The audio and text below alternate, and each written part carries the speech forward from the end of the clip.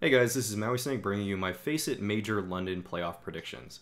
So I've watched quite a bit of the Major thus far, and I'm going to be also using just things I've learned from about teams from previous tournaments as well, ESL Cologne being one of them, the E-League Premier being another. But most of my research and predictions for this are going to be based off of the results that I have been seeing in the Major thus far. So without further ado, this is what my pick'ems look like. And as you can see, I put MIBR over Complexity. This is probably one of the toughest games that I went over, and I probably did the most research regarding this of any game.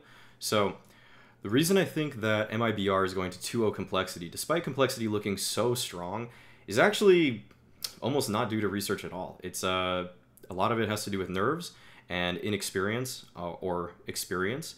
And I think that MIBR and Complexity, they have a very similar map pool. Complexity have Nuke on their end, but that is MIBR's first ban for basically everything they've been playing lately. So we're not going to be able to see Complexity be able to play that against them. And our Complexity like to ban Dust too.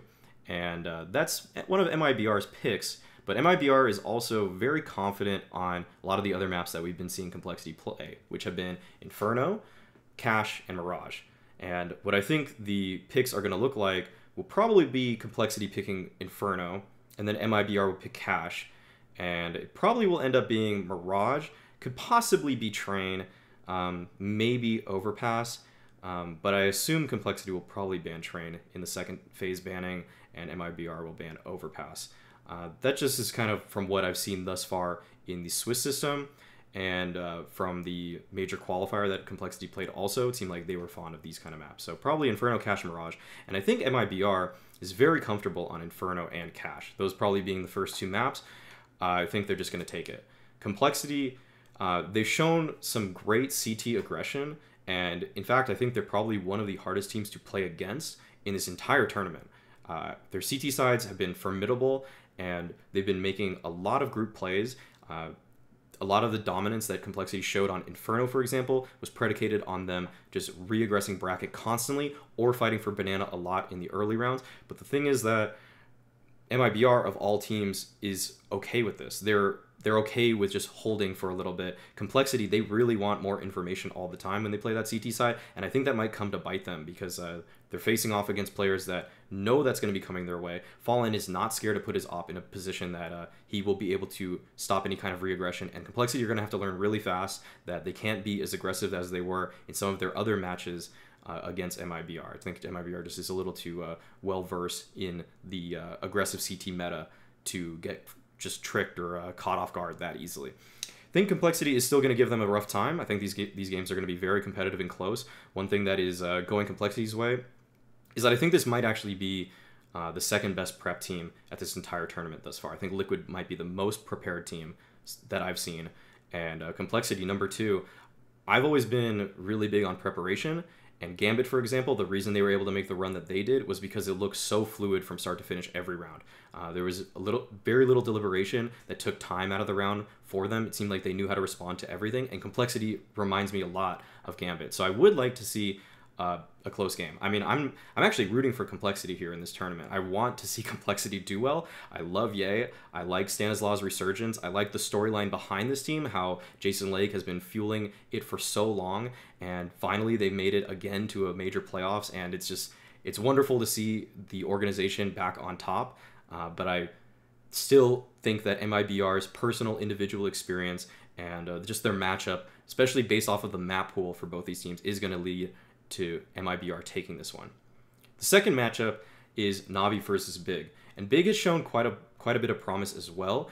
And Navi, though, they haven't looked as good as they did, I'd say 5 months ago, but I still think that they are the better team than Big here.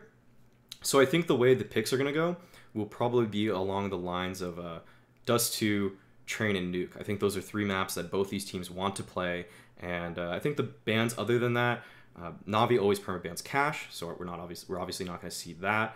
Big really likes Dust 2, so because Navi has to ban Cache at the beginning every time, probably Big is just going to pick Dust. And then Navi have kind of confused me a little bit with what they're going to pick, but I think it's probably going to be Train. And it could be a couple other things too. I mean, they I don't know, there's a wide array of options. They like Inferno as well, but I'm thinking it's probably going to be Train, and both these teams like Nuke, so I think there's a good chance that Nuke will be the final map for both of them. And the thing is, though, Navi has shown a bit of confidence on Dust 2, or just willingness to play it. They've previously banned in such a way that they have allowed Dust 2 to go to the end in some of their other just tournaments they played. So I think they are at least comfortable enough to play it, but I don't think we've seen too much out of them lately. I still think they are the better team overall. This could be a 2-1, but I still am very confident that Navi is going to be taking this series. So I put 2-0. Maybe it'll be a 2-1, but if I have to make a real solid prediction, as I think most people would like, I would definitely put them at 2-0. So the next matchup is Liquid and Hellraisers, and I'm going to be frank with you guys. I don't think Hellraisers has a chance here. I think this is probably the most lopsided match of this whole first round, and I think no matter what maps Hellraisers want to play, Liquid will be better than them at it. One thing with Hellraisers is that I don't want to just discard them entirely from this discussion. I think they have shown a lot of strengths, and they have looked very deserving of this top 8 positioning. However, I'm never really a fan of teams where it's so lopsided in terms of what their top-rated players are versus their lower-rated players. Gabi has shown quite a bit of strength himself in terms. Sorry, that was about Big, but Angel's has had decent showings for them thus far, but it's really all on the back of Issa and Woxic, and that's just, it doesn't really bode well for two very inexperienced players to be carrying just most of the burden for these teams. And it's not that Hellraisers just leaves them out to dry and that they aren't really setting them up or anything, but to just center your whole kind of playstyle and abilities off of two players that really are not that experienced on big stages, such as a major playoffs. I just don't see it going their way. I think Liquid have looked so prepared. They look so fluid. I watched them on... If you're interested in watching how I do research sometimes, I've been streaming it a lot on my Twitch, but this is a shameless plug because you're already here. But I watched how Liquid played Inferno T-side against Astralis, and they had so many different ways to get map control. They had so many different procedures, and they all were effective. And admittedly, that was a 13-2 half from them, so you're going to see a lot of good stuff. But just the level of preparation that Liquid has been putting into this tournament has been extraordinary, and it's really paying off for them, and it's showing just so clearly. And that's why I think they're the favorites to win the whole tournament. So the next series, though, is going to be Astralis versus FaZe. And this one is the only one that I listed down as being a 2-1, and I simply think this is because Astralis is the better prepared team, the better team for sure. But FaZe, because Astralis' bans aren't... I mean, you can't ban everything that FaZe want to play. They want to play Mirage, they want to play Cash, and I think one of those will just get through, of course, and then FaZe will just play one, and because of their sheer firepower... This is going to be a weird series, I think. I think it's going to be Astralis take their map fairly convincingly, like 16-9 or something. I think FaZe is going to win their map maybe 16-6.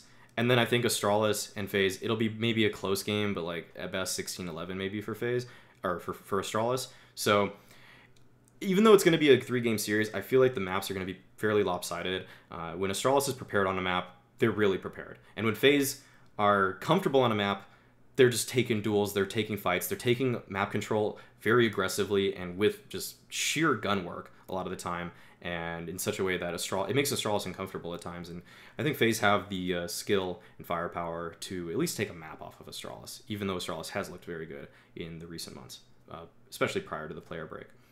So moving into second round matchups, we're going to have MIBR versus Navi, and I think Navi have the deeper map pool, so they can abuse that just a little bit. But MIBR, they're going to be comfortable on a map like I mentioned in the previous series that they would play against Complexity. I think they're going to be comfortable on Mirage, Cash, Inferno. They're not going to play Cash against Navi, but they'll probably get Inferno. And so I think they have a chance to take that. But Navi, I think they're definitely more comfortable on Train. They're more comfortable on Nuke, which is generally MIBR's first ban, so we're not going to see that.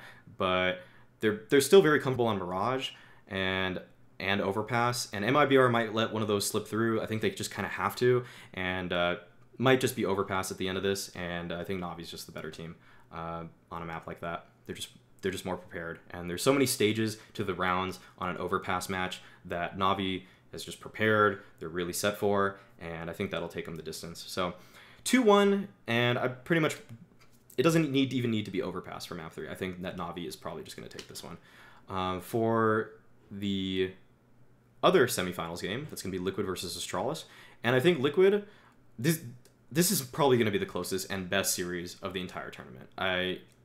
Both these teams go neck and neck at each other all the time. There's just been, for the past couple months, I mean, anytime these guys are duking it out, it's a great game. We already saw a preview of what this might be like in the Swiss system when Liquid had to face off against Astralis. It was just a battering of T sides from both teams, 13-2, 13-2. Liquid were able to close it out 19-15, but it's really close games with these guys. And this is also a really tough pick for me, but I think Liquid, they're hungry right now. There's a lot on the line for a few of these players right now. Elige, I mean, he's kind of had a chip on his shoulder for a while. He's supposed to be North America's best player. When is he going to finally take a championship like this? Naf, probably the best Canadian player around.